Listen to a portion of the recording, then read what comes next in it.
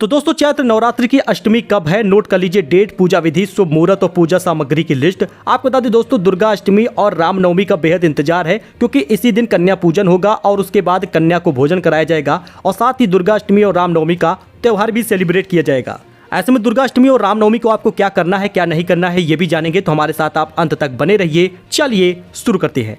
दोस्तों हिंदू पंचांग के अनुसार चैत्र मास के शुक्ल पक्ष की प्रतिपदा तिथि से नवरात्रि की शुरुआत हो जाती है और इस साल 22 मार्च से नवरात्रि की शुरुआत हो गई है और 29 मार्च को दुर्गा अष्टमी रहेगा। दुर्गा अष्टमी पर विधि विधान से मां दुर्गा की उपासना की जाती है और मां दुर्गा की पूजा अर्चना की जाती है और इससे भक्त की सभी मनोकामनाएं पूरी होती हैं। तो आइए जानते हैं दुर्गा अष्टमी की डेट क्या है और मां को प्रसन्न करने के लिए कैसे आप पूजा अर्चना करेंगे। सबसे पहले आप मुहूर्त जान लीजिए कि जो दुर्गा अष्टमी है वो 7:02 PM 28 मार्च को लग जाएगा, यानी शाम को 28 मार्च को ही 7 बजे से ही दुर्गा अष्टमी लग जाएगी। हालांकि आपको बता दें 28 मार्च को दुर्गा अष्टमी नहीं है, 29 मार्च को उदया तिथि के अनुसार रहेगा, यानी कुल 9:07 रात तक रहेगा। ऐसे में आपको ये घबराना नहीं है कि दुर्गा अष्टमी कितने समय तक रहेगा और आप जल्दी जल्दी पूजा करने में लग जाएं, ऐसा कुछ भी नहीं है। 29 मार्च को दुर्गा अष्टमी रहेगी और आप बड़े अच्छे से आराम से पूजा पाठ करके कन्या को भोजन करा सकते हैं।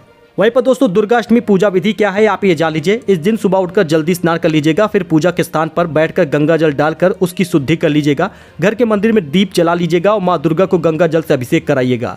मां को अक्षत, सिंदूर, लाल पुष्प अर्पित करिए और प्रसाद के रूप में फल और मिठाई चढ़ाइएगा।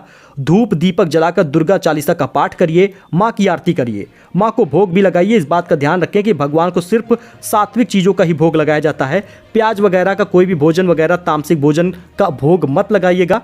आप यहाँ पे पूजा सामग्री की लिस्ट देख लीजिए और इस लिस्ट के हिसाब से पूरा सामान खरीद के पूजा पाठ दुर्गा अष्टमी का करिएगा। अगर आपके यहाँ नवमी को पूजा होती है तो रामनवमी के दिन पूजा कीजिएगा और अगर आप कन्या पूजन कराना चाहते हैं तो ये बात ध्यान दीजिएगा कि इस बार केवल 9 कन्याओं को भोजन कराइएगा, अधिक कन्याओं को भोजन नहीं कराया जाता। संख्या 7 या 9 रह सकती है, इससे ज़्यादा नहीं। हालांकि आप एक बालक को भी भोजन इसमें करा सकते हैं। आप यहाँ पे पूरा पूजा की लिस्ट देख सकते हैं जिसमें आप सभी सामान खरीद के माता की आरती कीजिए, पूजा पाठ करिए। और कुल मिलाकर 29 मार्च को दुर्गा अष्टमी है और 30 मार्च को रामनवमी है। तो जिस दिन भी आप यहाँ कन्या पूजन कराया जाता हो, कन्या को भोजन कराया जाता हो, उसी दिन आप कराइए। हालांकि ये ध्यान दीजिए कि कन्या के साथ भेदभाव ना करिए, उसको एक बराबर सामान दीजिए, एक बराबर भोजन कराइए और सभी का सम्मान करिए। सभी 9 कन्याओं को माँ के 9 रूपों के रूप में मानकर उनकी पूजा करनी चाहिए।